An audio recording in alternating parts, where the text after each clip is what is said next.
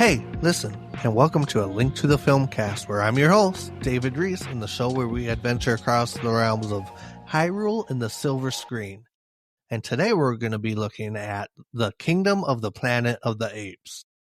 But first, let's jump into a random Zelda wiki for the day. Today's Zelda wiki is the Grassy Playfield, which is a location in Majora's Mask.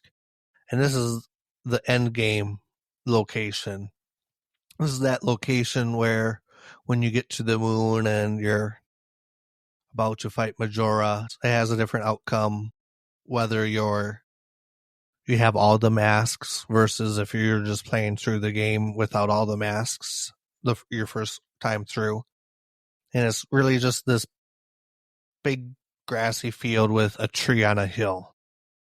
If you've ever played Xenoblade Chronicles 2, they do the same thing. They have a scene where they call it Elysium, and the characters meet on a hill under a tree. It's symbolic. I don't know what it's symbolic of. I just knew it was a thing when I saw this random wiki page come up. It's been a long time since I've done a Majora's Mask run through. I've only played the 64 version. Never played the Majora's Mask HD. I've seen some mixed things on the 3D version, or not the 3D, HD version, especially changing the swim dynamics with your Zora character and adding eyeballs to enemies to make them easier, like boss types. I don't know. Majora's Mask, maybe there'll be a fun run through later this year. There's so many things on my plate. But that's our random Zelda wiki for the day. We'll jump into news quick. We had a surprise Nintendo Direct. On Thursday the 27th, we had a surprise Nintendo Direct, kind of showcasing some games and what's coming to the Switch. Didn't show anything for the Switch 2. That was its own separate Direct on April 2nd. And I'm not going to cover that in this episode. I'll release another episode. I'll record and release another episode this week where I go over the Nintendo Switch 2. I thought about doing it right away, but I wanted to have some time with the thoughts and see how the news develops around it, because there's been some issues around the Switch 2 that we'll talk about. But in the Nintendo Direct, other than the Switch 2, where it's relevant to this podcast, they released a new app, the Nintendo Today app. And the first day of the Nintendo Today app, what do? They drop a release date for the Zelda movie. We got March 26, 2027. So even just right away, day one, to really entice people to download their app, they drop a big bombshell news that we got a release date. We're 2 years away from the Zelda movie, baby. Which means, running through Westball's movies this early, 2 years early, I'm going to regret this. We're going to have to revisit and see more movie news as it comes. But no, it's exciting. There's a bunch of fan casting. It really brought it back to the mainstream. Westball still is attached to, who's the other guy? The producer, Avi Arad, I believe his name was. He's connected to the movie. And that'll segue us into the movie for this episode. Directed by the same Wes Ball, his most recent movie. Probably the most recent movie we've covered on this podcast. This movie came out last May 10th, 2024. So less than a year ago, this movie came out. And it's kind of like a reboot quel. It's weird. So there's the original movies from the 60s. And they made a fair number of those, and then they did some one-off movies. Like Tim Burton had one in 2000, I believe, and then like 2011 we had Rise of the Planet of the Apes. So we have Rise of the Planet of the Apes in 2011. I think I was working in the theater when it came out. I used to work at a movie theater, and that kind of booted off a trilogy, because they made Dawn of the Planet of the Apes and War for Planet of the Apes out of that trilogy. And then when they approached Wes Ball and wanted him to do the next Planet of the Apes movie, he didn't want it. He thought the trilogy had wrapped up nicely and didn't want to dirty it. So he proposed the idea, what if it's in the future? And that's where we get today's film. Kingdom of the Planet of the Apes is in the future, but he's got his own shot to keep the franchise alive, and he's kind of got a blank canvas. He doesn't have to keep same characters and continue their storylines, just a general concept to play with. And the movie starts off kind of paying homage to that first trilogy, those 3 movies, with the burning of Caesar, the death of Caesar, and kind of giving a precursor of what the world may become. And I guess we just jump right into the movie. Overall, this was my first time seeing it. I honestly haven't. I only saw Rise of the Planet of the Apes. I did not see Dawn and War when they came out. So I didn't feel like I was missing too much with this movie. It was truly like a blank start. And I remember Caesar like from the first movie. I knew he was important, and I didn't feel like I was advantaged by knowing that. I did see the original Planet of the Apes, the one from like 68, or what year was the original one? 1968. I was right. It was the same creator of The Twilight Zone. I've seen that. I remember the first time I watched that, and we're going to cover spoilers. This is a spoiler cast. Planet of the Apes. I mean, they're not the most intricate, twisty of franchises, but as a podcast that's out there just to the world, and especially like it's a Zelda and a movie mixture podcast where people can have all kinds of backgrounds. I'm never too sure. You can never be too sure what movies people have experienced and which ones they have not. Spoiler cast aside, the planet the astronauts landed on is revealed to be Earth in the future, which was the big twisty twist. And there's a lot of homage to that original movie in this Kingdom of the Planet of the Apes, which unfortunately makes the naming convention for these movies isn't ideal. I get it. They got away from the Planet of the Apes 1. Or they wouldn't do 1. They would do Planet of the Apes 2. Planet of the Apes 3 subtitle. Planet of the Apes 4 subtitle.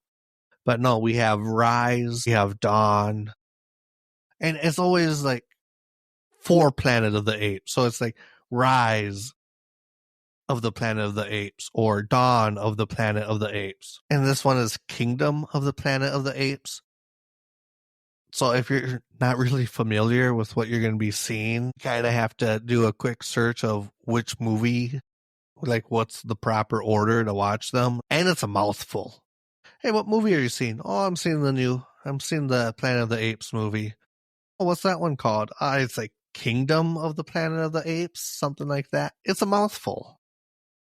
I feel like they could do a better naming convention, but it's also part of their brand. That's kind of the double-edged sword they got stuck with, because it's some ape movie, some monkey movie that people, it's in the zeitgeist when someone mentions Planet of the Apes. The general public has some sort of connotation, some sort of connection with that title. So to change the naming and the branding wouldn't be a good move in that regard, but it would sure just make things a whole lot easier. That's enough on the name. That's dumb. It's not dumb. It's a thing.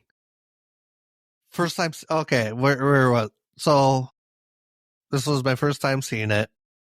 Long segue for just saying I haven't seen it and going off on the other trilogy movies. I thought this was a great film. It was a fun popcorn flick.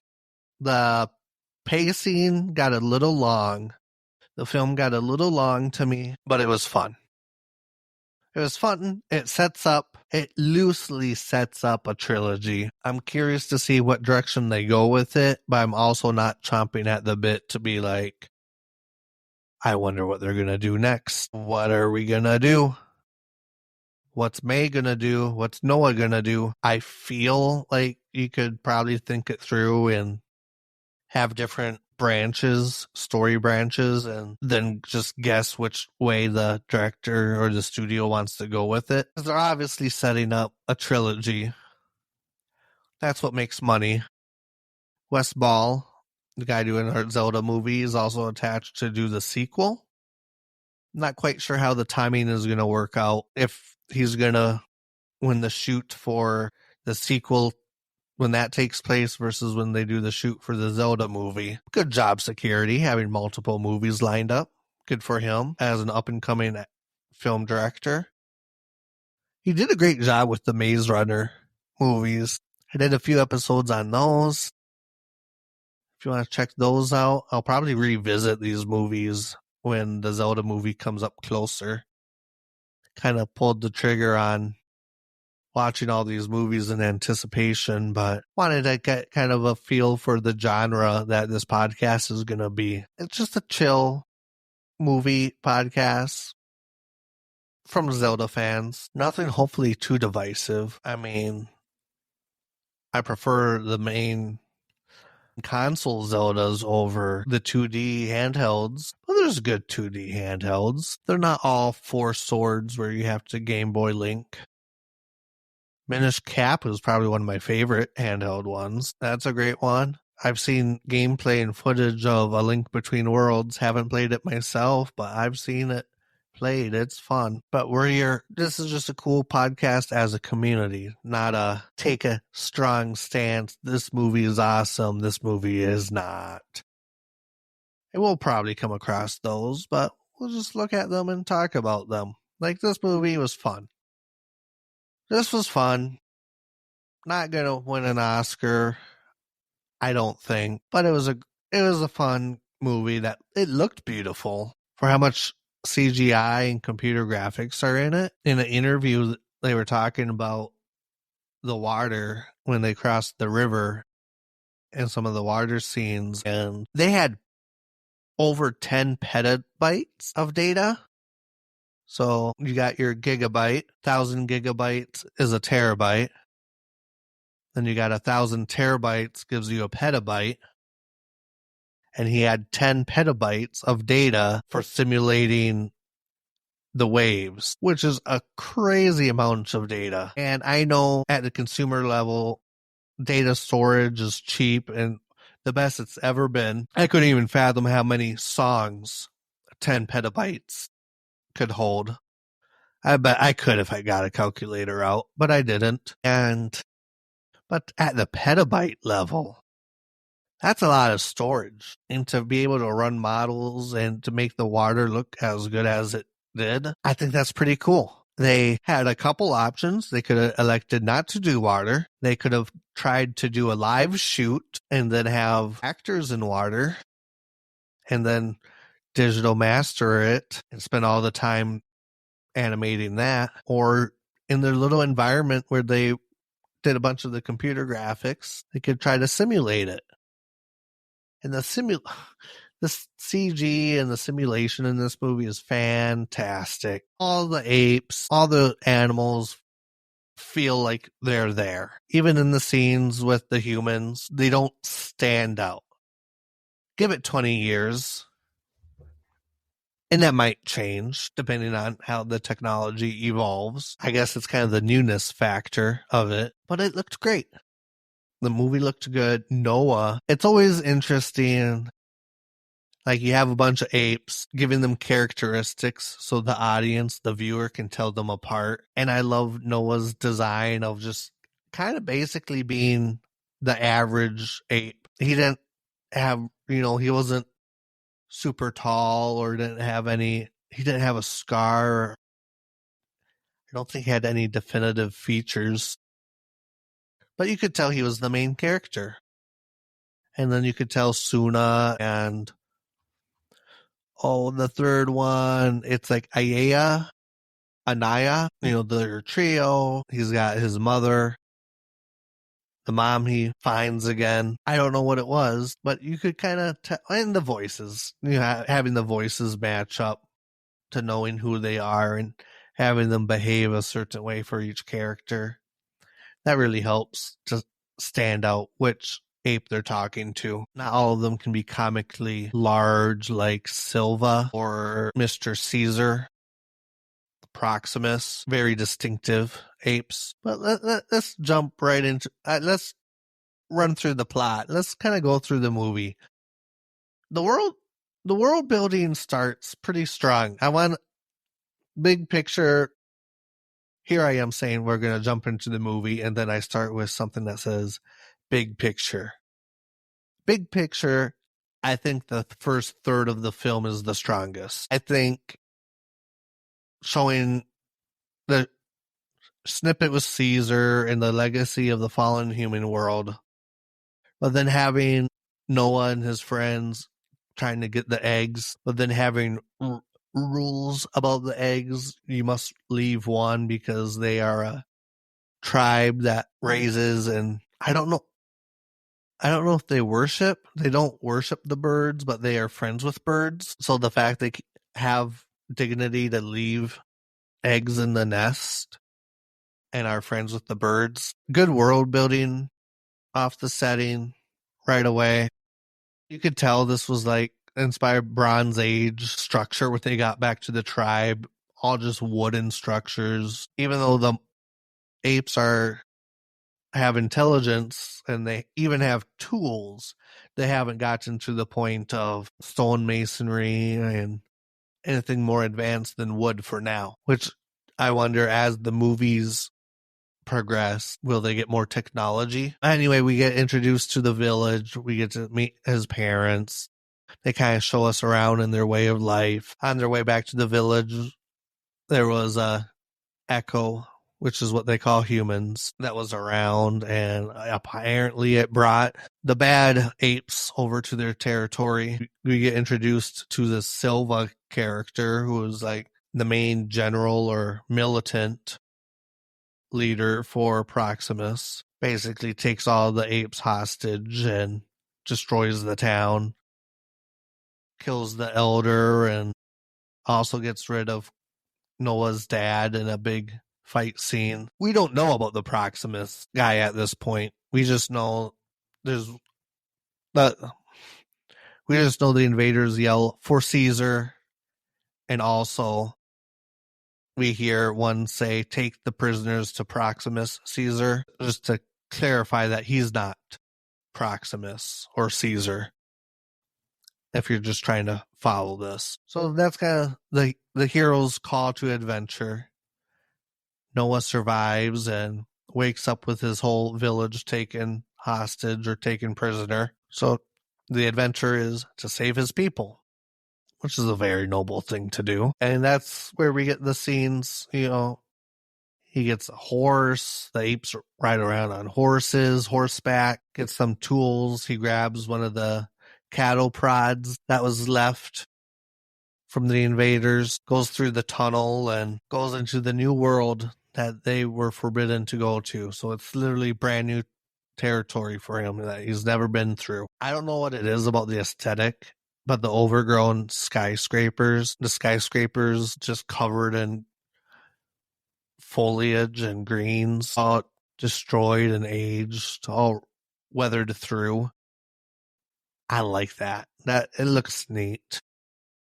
Horizon does it pretty well in Zero Dawn, kind of where they're trying to replicate Colorado Springs. We get our bird buddy. We also get Raka. The Raka is kind of our exposition dump, talking about the religion of Caesar and the ape together strong. They encounter May, and the movie's getting going.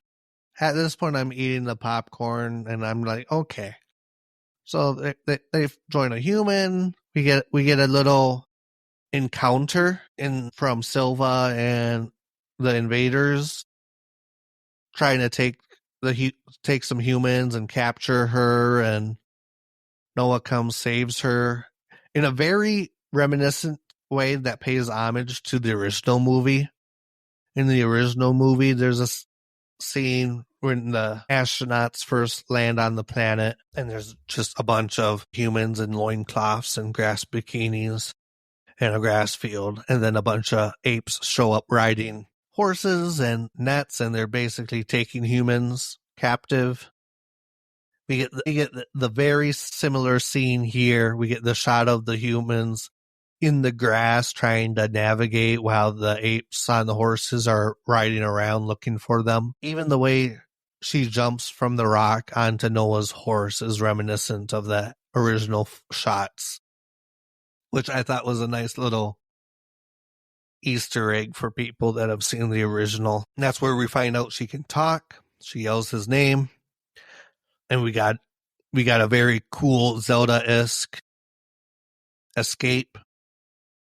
The jumping onto a moving horse and then getting away. I don't know what it's going to look like in the live action, but you can bet your bottom dollar there's going to be horseback stuff.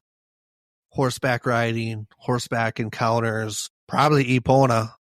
I know they haven't said Epona by name in a couple games, but she's still alive and well. They make amiibos. She's still in the Zelda culture. They're not going to give him some new horse with a different name. Epona's going to be in the Zelda movie. You can bet it. We get the river scene we talked about where they get ambushed. We lose Raka, who gets washed away. It's one of those ominous parts because it's a trilogy.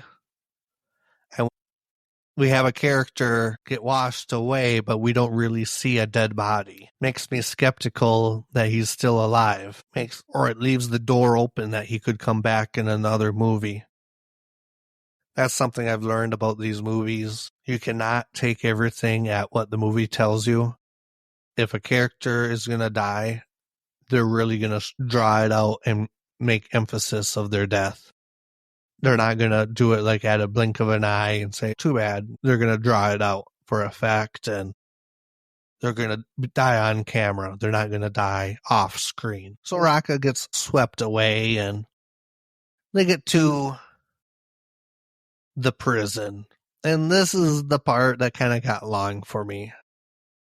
There's another human, Travathan, that May gets introduced to. We got a big bunker. We got Proximus Caesar trying to get into the bunker with all the prisoners. It's kind of lackluster the way it was thrown together. It was introduced one bit at a time, but it still appears that the only prisoners there are the apes from Noah's village. We don't hear about any other villages that have prisoners there, or at least it's not stated explicitly, I guess. And this bunker is basically all the human technology in the final days of the human-ape war.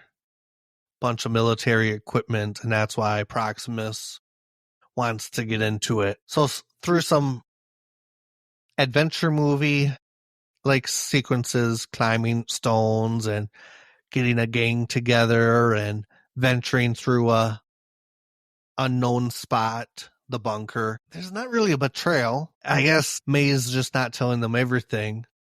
But it's very like on the rails, like an experience watching them go through this bunker. Especially the part where they get the children's book about the zoo, kind of rocking their reality of what was the world really like. Did humans just own us, put us in cages, and then we get the gun? Proximus gets what he had coming. It was a nice little touch having the EO come in and push him off the cliff. Just like the Raka being washed in the water, it can be implied that he didn't make it. We don't really see a dead body at the end of the movie, and we just kind of see him. It's a tall cliff, though. He's fallen to the rocks. So I feel like the studio or the writers should go 50-50, and somehow he made it if they're going to be lazy. Or they could respect the audience and actually just kill a character and keep the character gone and write new, better, more interesting, because that's a word, villains. I don't think I've gone on this rant on the podcast yet. And I don't know if I'll today. Oh, there'll be other movies we'll talk about it, but I hate poorly written villains. Yeah, I'm not saying every villain needs an origin story in their own standalone movie and how they came to be. But I like villains that have drive of, that isn't, I'm evil, so I'm going to do this, which is a very safe trope in just generic fantasy writing, but I feel like it's lazy. I want there to be motivation. I like gray area too. I like I like people to have to think about, is the villain really the bad guy? Like from their perspective, are they really that bad? But we get a long drawn out. I'm tired of the movie at this point. They're just setting up the sequel. They're rebuilding this village. May comes to say goodbye because she's got the SATCOM link and she's got a gun that she thought about using, but doesn't. We get the shot of her holding it behind her back. We see Noah showing Suna the stars through the observatory. It was a good movie. It was fun. The critics and the websites, 6.9 on IMDb, 80% critic rating on Rotten Tomatoes, 77% audience rating on Rotten Tomatoes. That's a pretty strong ratings in my opinion. It's considered fresh on Rotten Tomatoes. A lot of the reviews kind of echo some of the points I mentioned, citing a strong opening. A few reviewers I saw specifically mention the movie loses momentum once Proximus is introduced. It's a continuation of the franchise, but acknowledging that it's not the best in the franchise. I'd have to rewatch all the originals and probably watch the reboot trilogy movies in order to make a statement like that. But I'm glad to hear. I see it was a profitable movie. Box office totaled around 400 million worldwide. Budget was around 160 mil. So if you use the rule of thumb, another 160 mil for marketing, that'll put you at 320 mil. So then 80 mil in box office profit. Yeah, they greenlit a sequel. They'll make a sequel. They'll make money off of it. It'll be a great movie. I got some other episodes I'm excited to record this week. I've been a little busy the last couple of weeks, and it's been inconsistent publishing these. I'm really excited about some other stuff I want to talk about. I'll drop a bonus app on the Nintendo Switch 2 later this week. If you want to write into the show, there's a send a message link in the show notes, or you could send your questions to ZeldaFilmcast@gmail.com. Trying to follow the Nintendo stuff on X at ZeldaFilmcast. But the next batch of movies we're going to be watching is Spider-Man, the Sony Extended Universe, and we'll talk about why. There's a reason for it. I'll leave that as a little cliffhanger for you guys, but we'll start with Venom. We're going to be watching Venom for the next mainline episode of the podcast. Thanks for listening.